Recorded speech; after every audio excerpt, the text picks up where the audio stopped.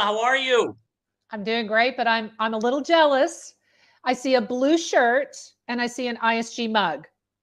Yes, I am all branded today. I am fully ISG branded today. Well done, my friend. So everything is good in Europe. Things are calm on this Thursday afternoon. Very warm here. Just a heads up, it's so warm here that apparently Wi-Fi in London has been a little struggle lately. So if I suddenly freeze, you'll understand why. All right, good. Well, we've got a great show today. I'm super excited. We've got a very senior leader, a female in digital, that's a chief growth officer, Riju Vashisht from Genpact. And I'm super excited to have her on the show to talk about everyone is a technologist. They just don't know it. And that's what I love. Let's bring her on. I love it. Great. Hi, Riju. How are you? Very good. Hi, John. Hi, Ola. Great to join you on the show. Great to see you. So when you think about everyone's a technologist, they just don't know it yet. What do we mean by that? Because our show is all about non-tech technical. So tell us about what you think about that. So it's all about democratization of technology, democratization of AI, democratization of data. In real life, we use a lot of technology. We troubleshoot our own stuff. We troubleshoot our own access to our bank's website, etc., etc. And we do it. We are self-taught. And look at the amount of progress we have made as a community in terms of just embracing technology in our day-to-day life. When was the last time you went to a bank, John? I don't even know, where would I go to a bank? Yeah, years. Exactly. It's been years, Riju. I mean, it absolutely has been years. Yeah. My bank is right here. Exactly right. There it is. You're a technologist. You just don't know it. You don't want to acknowledge it. I'm feeling so much more secure about my ability to utilize technology now. I didn't even realize that my bank is right here with me. That is incredible. That's a great point. Let's take a step back too for a second. Riju, you've had a tremendous career, and one of the things that Ola and I get super excited about is just people's career paths. And as a woman in digital and growing up in digital, tell me a little bit about that experience and how you've kind of elevated to the career you're at now. It's pretty impressive. Thank you, John. And you always ride the shoulders of giants. And in this case, I ride the shoulders of several giants. And in hindsight, careers always look like, these beautifully planned steps. And you went from point A to point B. And you had like 5 choices. You made the best choice. But the journey itself is not as clean as, what you see in hindsight.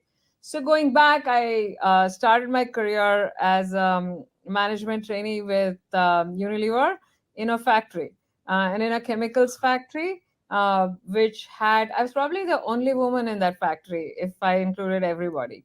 And it was a tremendous experience. It was a factory that dealt with lots of hazardous chemicals, because they used to make perfumes and glycerine, etc., everything that goes in soaps and detergents and shampoos, etc.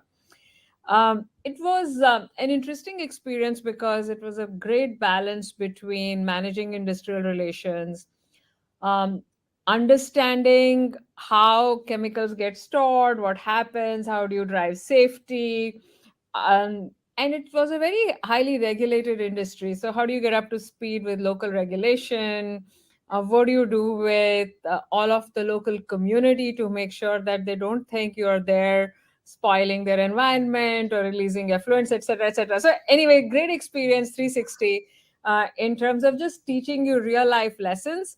But 2 things stood out. So when I first went to work at that factory, I was the first woman manager in industrial relations for Unilever. And I still remember my boss said, I don't know whether you will succeed or not, but if you ever think that this is not going to work out, just give me a call.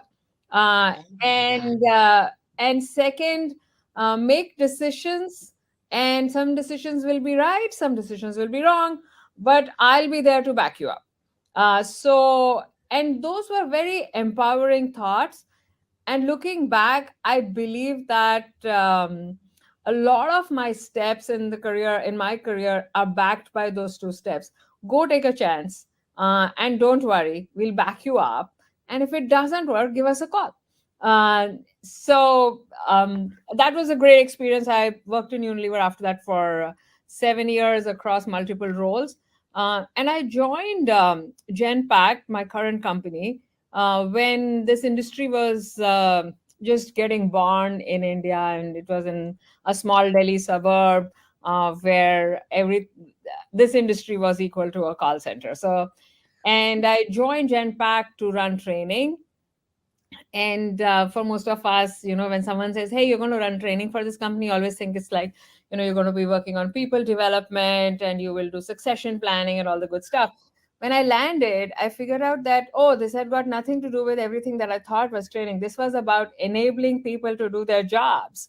So you had to understand what the job was, or what got people to go from point A to point B. How do adults learn, and how do you keep them up to speed on newer skills that they have never experienced in their life? And it was a great step back, learn how adults learn, and convert it into something that becomes an enabling factor for the industry. After that, I went on to run HR, and then operations. And I cut my teeth in technology and digital when I went to run operations, because for me it was, why would you have humans do repetitive work, and why not look at how do you automate work, how do you get more out of using brain power of people, and figure out how to get higher end answers. And Genpact's always been great because we've stood for client outcomes versus being paid for transactions, or versus being paid for time and labor. And that comes from our GE heritage, and we've built on that strength over the years. And in running operations, it was like something that was true every day. How do you use data? How do you automate stuff? How do you enable people to deliver bigger, better answers? And I then ran digital transformation for the company,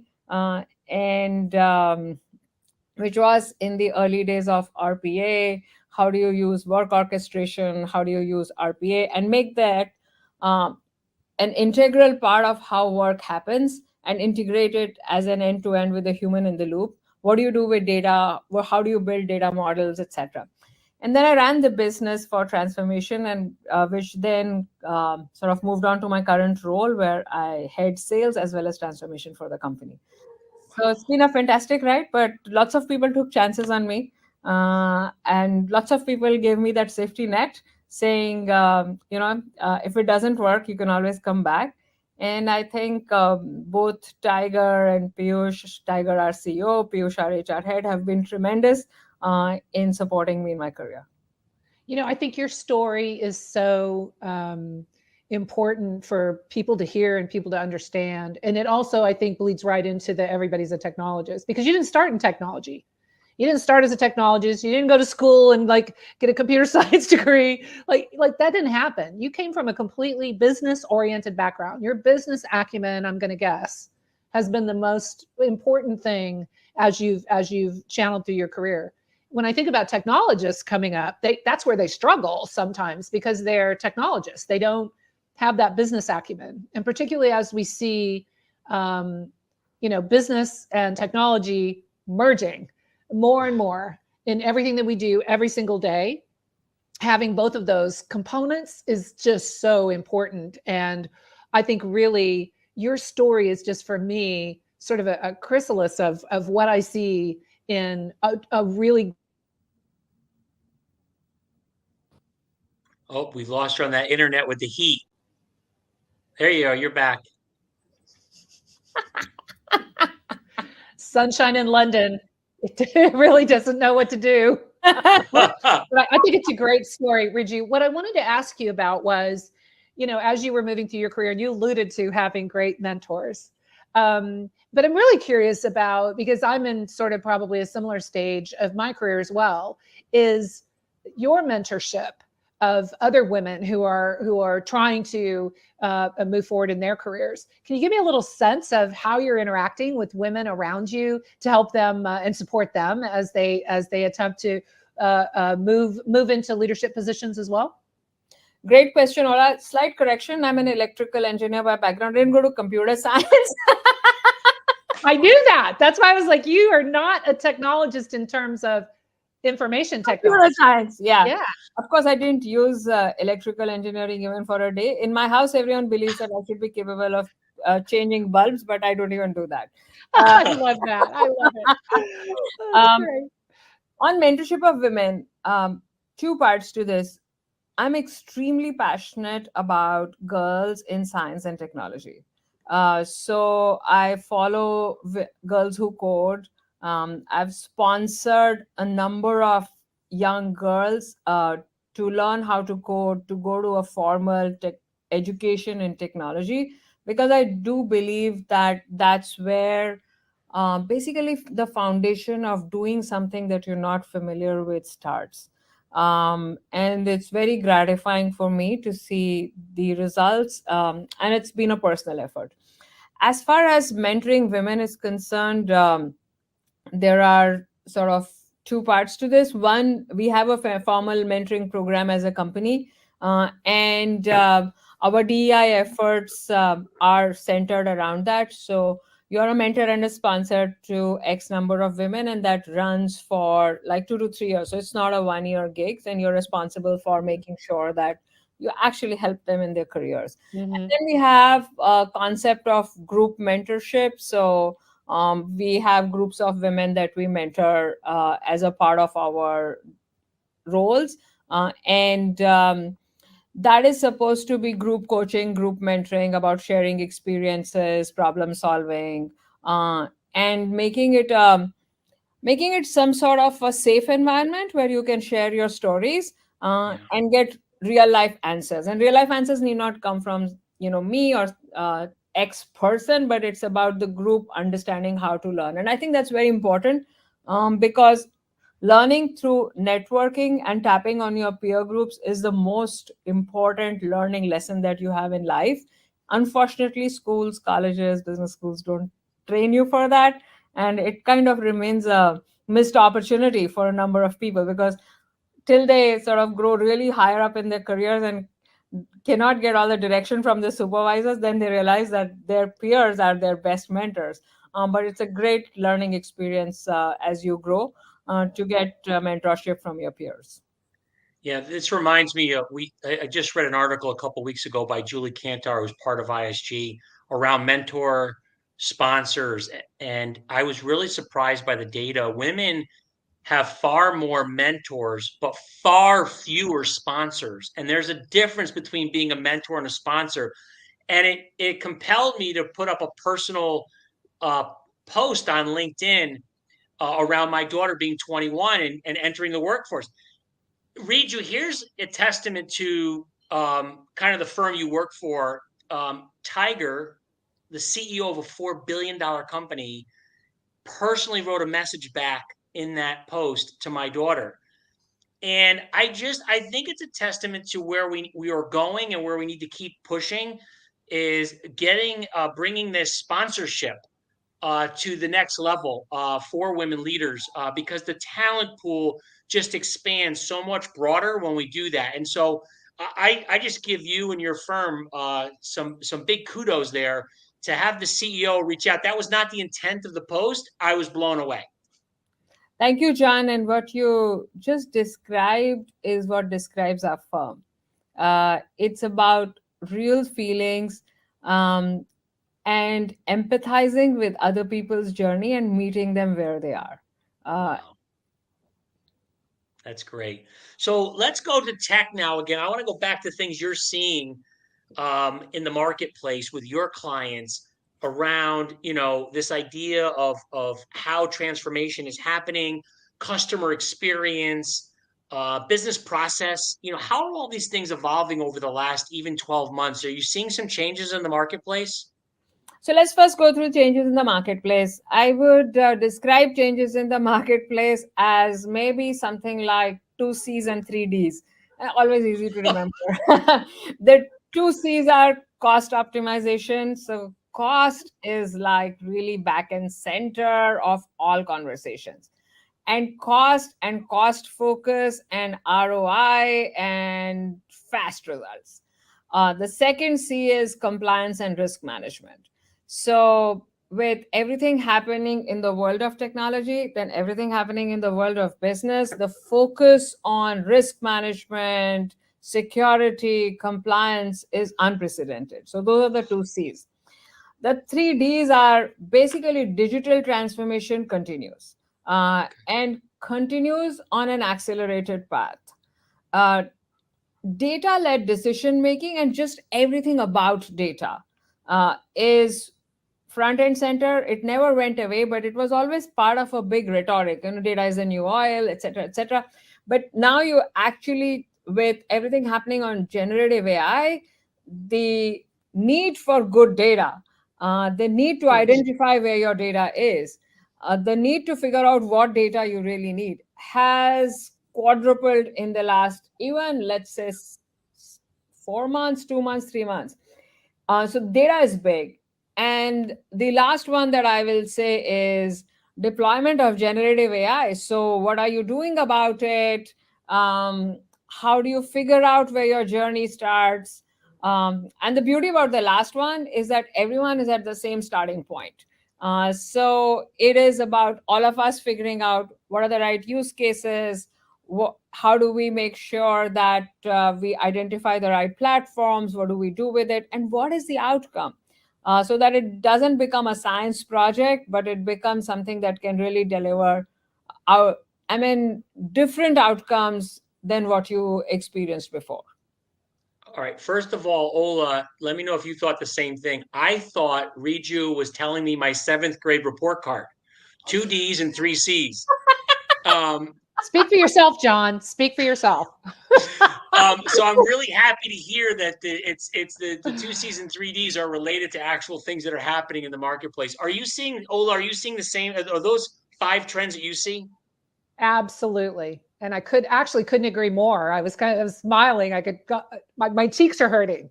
Look, particularly cost optimization, I think is just sitting as Riju said, right at the center of everything.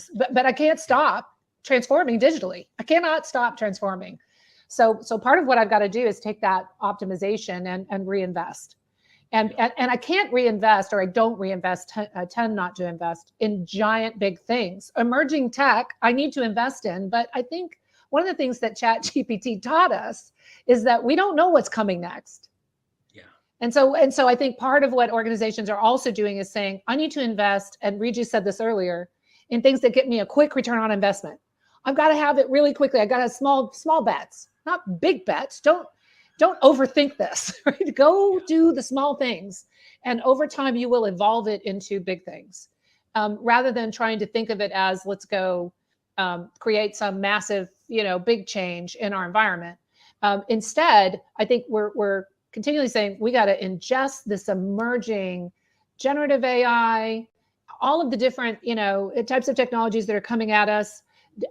When you talk about data, I was thinking about, data mesh, all of the things that I need to be able to get my arms around. I don't have this giant amount of money to go do big transformation in all those areas. I've got to do some of it in all of them.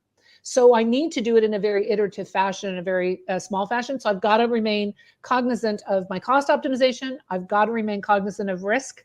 And part of that is about all of those three, it very iteratively. And I gotta get ready. There's another D coming, right? I mean, there's something else will get added to my little bucket here that I'm going to also have to contemplate.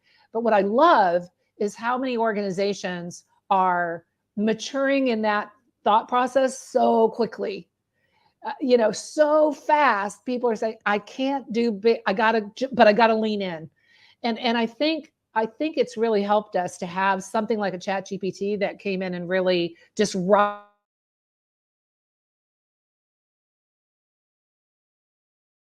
that those disruptors are out there and they're available, and we need to be able to ingest them really quickly while still keeping our eye on the 2Cs, because those continue to be incredibly important and can be further disrupted by those 3Ds. So yeah. No, I love that. It's a great conversation. It's certainly from the research that we're seeing at ISG. I mean, the cost optimization is a critical component because it is what's doing the funding. Yeah. And because we can't just stop. You don't know who your competitor is going to be tomorrow. How do you start these conversations, Riju, at these firms? Do you start at the cost optimization? Do you start at the art of the possible of where these small bets can take them? How do you get engaged with them? Is this CEO, CFO, right? Because it's finance related. Like, where do these conversations begin? I think it's a good question. These are enterprise transformation bets. And these are not functional transformation bets. And the conversations start with, the benefit that we have as a company is that we work with some of the best organizations in the industries we work in. We work with the Fortune 50, 100 companies in the industries we work in. And because of that experience, we have the knowledge of benchmarks that truly differentiate companies that are ahead of the pack versus others. So the best sort of way to start any of these conversations is to understand where is the gap and what needs to be done to bridge that. And it is not singular answer. It's not about, hey, look at your cost in G&A or look at your cost in other areas, but it is more about, okay, what will you do to improve your revenue? What will you do to improve your market share? How do you make sure that your cost optimized so that you can continue investing? So we have access to benchmarks, and as a company, we have sort of curated these benchmarks over many, many years. The difference between us and a number of other firms who work in the space is that we've quickly converted those benchmarks into levers, which are the things that you're talking about, that will get you to the right answer. So it's not about carpet bombing. It is about getting to the levers, whether it is technology or data, that will get you to the right answer. And so it's laser sharp, and the transfer function is super clear in doing that. The conversations around data and generative AI are more around, okay, this is going to be a disruptive element for our industry. And what are the areas we should be investing in today to get ahead of the disruption? And Ola made the point on, hey, the 2Cs have to be in the center of it. This is not a runaway train that you're going to spend like zillions of dollars on it. You need to make sure that after a few months, you will want to see, hey, what am I getting out of it? And so therefore, the choice of use cases is super important. And the last point I would make here is what generative AI is doing is democratizing AI. AI was always there, but you had to be a data scientist. You had to have experience, and therefore you were a specialist. And unless I could tap on a specialist, actually AI was not for me. What this has done is everyone is an AI specialist. Now so it is democratized AI. And more importantly, you're now thinking of what are the right prompts that I should be asking. So back to your question, through all of the data that you have of enterprise performance, you know what are the right prompts to go after. So it's a sharper journey. But yeah, our starting point's always been how are you performing versus your industry and how do you get ahead? Yeah, that's good. No, I like that. And the generative AI thing I don't think it's a trend or a fad like some of the things we've seen. So we're not going to like changing our company name to Meta. Maybe not the best idea. Hindsight 2020, right? I don't think this is the same. And I'm sorry, Facebook, but I don't think this is the same scenario. I don't think this is something that we think is going to be hot. I think this actually makes real practical sense. And Riju, you said it best with regards to it democratized and made everyone a technologist. I'm writing a book right now, and I wanted to synthesize the final thoughts. So I wrote down my final thoughts, and then I took the book and I put it into the sphere of generative AI and ChatGPT, and son of a gun, it nailed it. Plus, it gave me new ideas to think about because its speed at which it can absorb things that I wrote is faster than I can even do. So I just think it really helped everyone get to a place where they can leverage AI or leverage technology and become a technologist. Ola, thoughts on that? I mean, I mean, are you doing the you're same thing? Are you playing around with it? Of course. You kidding? I think I was probably, maybe number 50 signing up, right? Because I just lean into all that stuff. But look, I think it gets back to this whole discussion about everyone's a technologist. Here's the really fascinating thing about ChatGPT and the democratization of, frankly, technology capability is they don't even know they're technologists. They don't know it. They're just going in and asking questions, and that's causing them to ask more questions, which is causing them to ask more questions. They are actually learning without recognizing that they're learning, right? I mean, I'm learning without recognizing I'm learning, and I'm generating things without really recognizing I'm generating. It's just so fascinating to me when I look at the end of the process and I look back at what it did for me in the process. That's the point when I say, wow.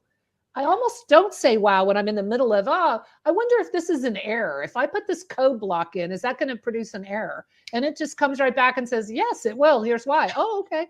Right. I don't even, but when I look at the end and I say, that would have taken me days to figure out that, and maybe never until I put it in production, right? That was a problem. This is why I think it's really so fascinating to me. It is not a step change. It is a giant leap. We just don't know how big a giant leap it is. It's like, the first time we held a smartphone in our hand, we really didn't realize how life altering that was going to be. And it's an evolutionary in that life altering aspect. It's not like it's going to change our lives tomorrow, but in 10 years, we're going to look back and we're going to say, wow, that is what the actual, leap that happened then. And I do think that's what's going to happen with frankly, with cognitive in general, but particularly with generative cognitive, I think. Riju, how is Genpact and how are your clients? Are they engaging with you proactively to ask you to kind of come in and give a point of view on this area? Is this something they're actually proactively reaching out to you about? I would say that this is the number one conversation that we are having with CXOs. And it is a common topic. It's like proactive and reactive in the sense that it's a topic that everyone wants to discuss. I mean, you can book a 30-minute call with the CXO and you can bet that it'll run for at least 45 minutes because of generative AI. Everyone wants to know what others are doing, what can they do differently, how do they choose their use cases, how do they carry their teams along, what can it do for their industry, what kind of transformative actions can take place. So it is the number one, number two, number three topic in every single CXO conversation. We currently have over 25 use cases in the market that we are working through.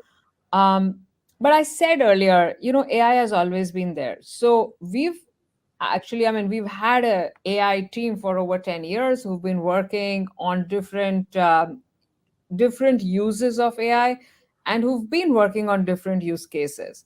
What this does is converts all of that into your day-to-day life. How do you get better narratives from your financial statements?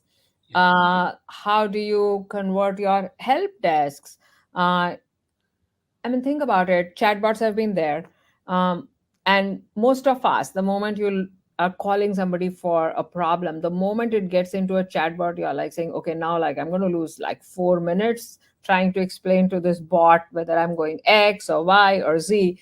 And think about the change this can drive, because it can intuitively lead you to the answer that you're looking for without going through the business rules that have been set up in the chatbot originally.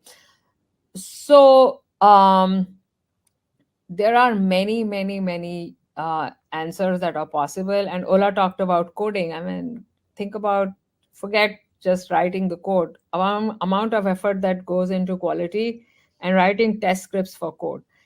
And in spite of that, when you deploy the code, you come up with, like, in the SITs and UATs, so many scenarios that you didn't think of, and then someone will say, hey, so and so didn't write a good test script, and then you kind of have all of that action going on, and all of that wasted effort it can completely go away. This is a big step. I mean, Ola said it, you've said it. This is exciting times, and I'm sure you and the whole team there is super excited about the democratization of technology and all of us becoming technologists thanks to this big step. Riju, this has been wonderful. Thank you. We're gonna have you come back again and talk about what's next because there's probably gonna be lots of changes over the next 6 months to a year. We'd love to have you back. This has been wonderful. Thank you so much. Thank you, John and Ola, for having me, and it's been fun to join you both. Great. Bye-bye. Take care. Ola, my God, this is incredible. I mean, that could have gone for 2 hours, in my opinion. I was going to say, why do we only have a 30-minute show here? It could have gone on for quite some time. Yeah, just fascinating. Women in leadership. Riju is a perfect example. This generative AI piece that you talked about, mentorship, sponsorship. I mean, just great stuff. Yeah, it's all wonderful. And I'm with you. We should get her back. Let's talk some more. It was great. It was an awesome conversation. Maybe we can convince her to be mentors for us. We'll talk to you soon, okay? Talk later, John. Bye. Bye-bye.